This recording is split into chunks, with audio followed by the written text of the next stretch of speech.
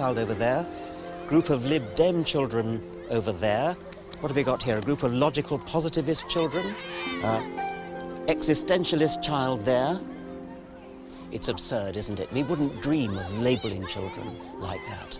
And yet when it comes to religion, our whole society is quite happy to talk about a Catholic child, a Protestant child, a Muslim child. Why the double standard?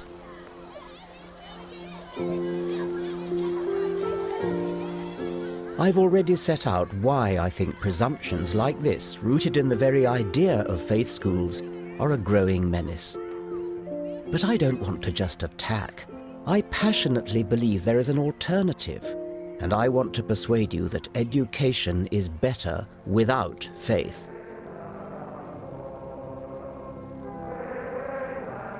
I feel strongly about this because when I was a boy, I thought very traditionally and believed in God.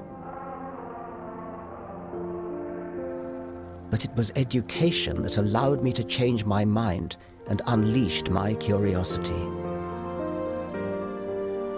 Any teacher or parent may influence children in many ways. We all have baggage.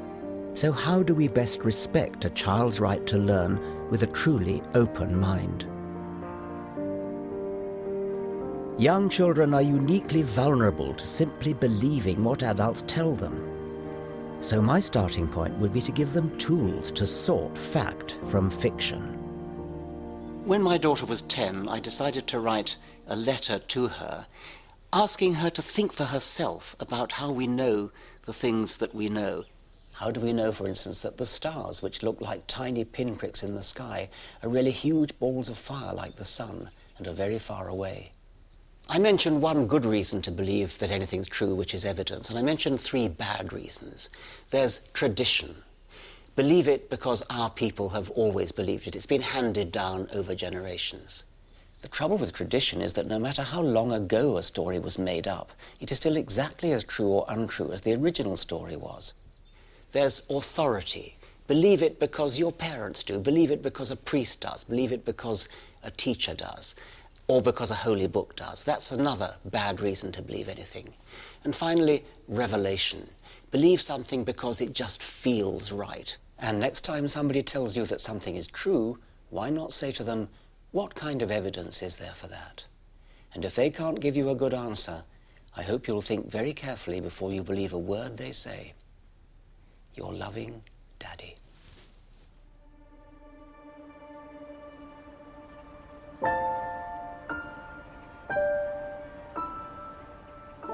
I'm fascinated by the way children start piecing together how the world works.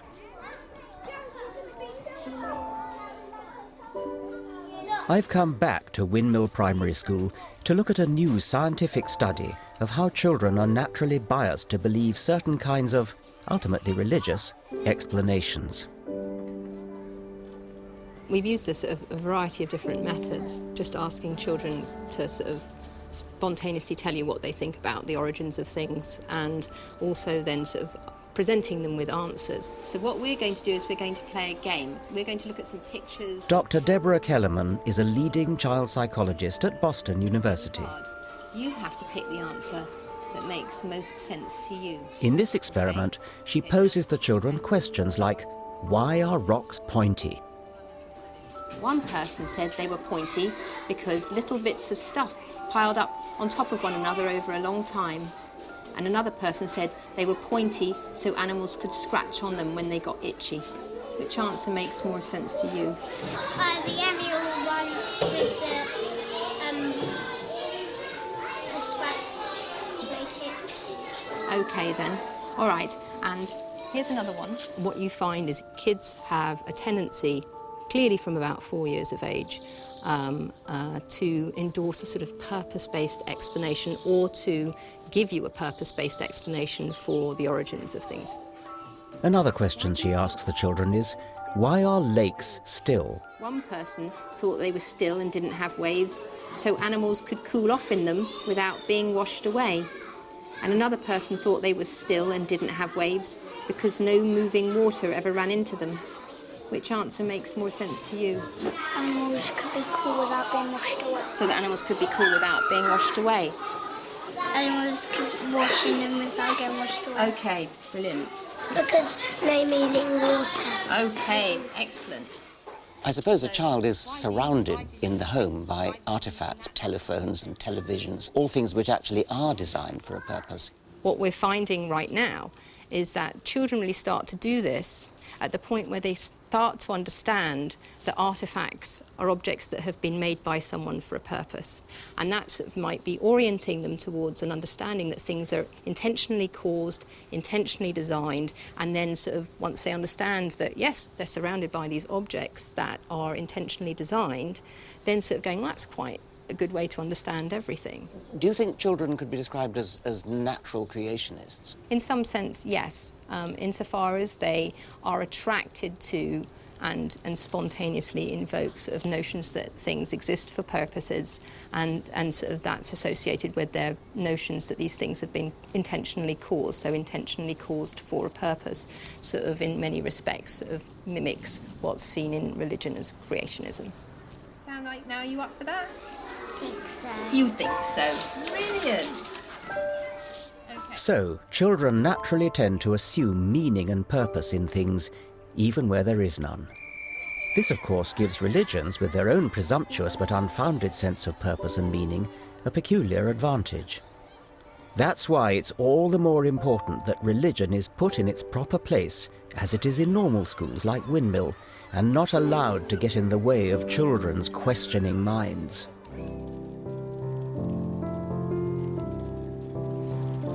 Rather than indoctrinating children in faiths that can only preach a limited view on the deep questions of existence, how much better instead to fire children's curiosity about all the extraordinary questions we have yet to answer.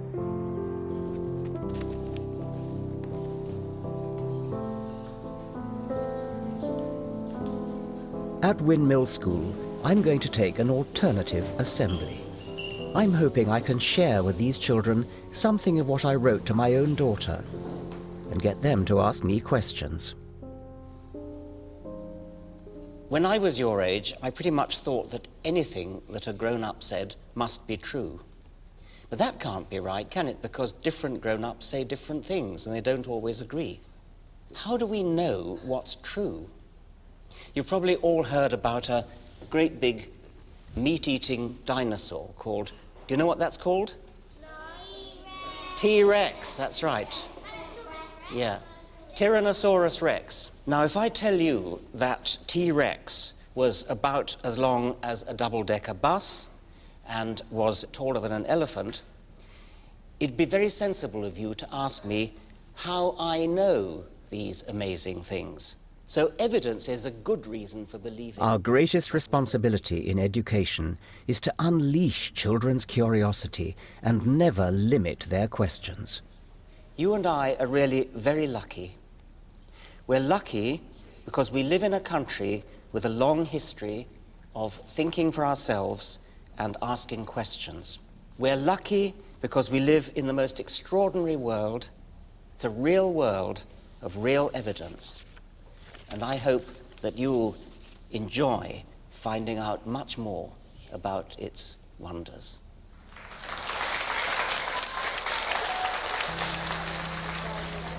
Yes.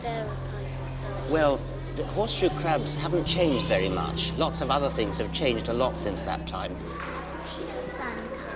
How did the sun come? Well, the sun came from a huge great cloud of gas which came from an earlier star that exploded. How did the dinosaurs die? Well, what happened was there were lots of fires, and there was a huge lot of steam and smoke and dust, and a great big cloud formed all around the Earth, and so the sun couldn't get through. That's what people think, but nobody really knows, and you have to ask what the evidence for that is. Professor Dawkins sparks controversy when he blames religion for much of the world's pain and suffering. That's The God Delusion next Wednesday at 9. And this Saturday at 10, Richard Dawkins extols the genius of Britain, demonstrating that its great scientists and inventors have created the modern world.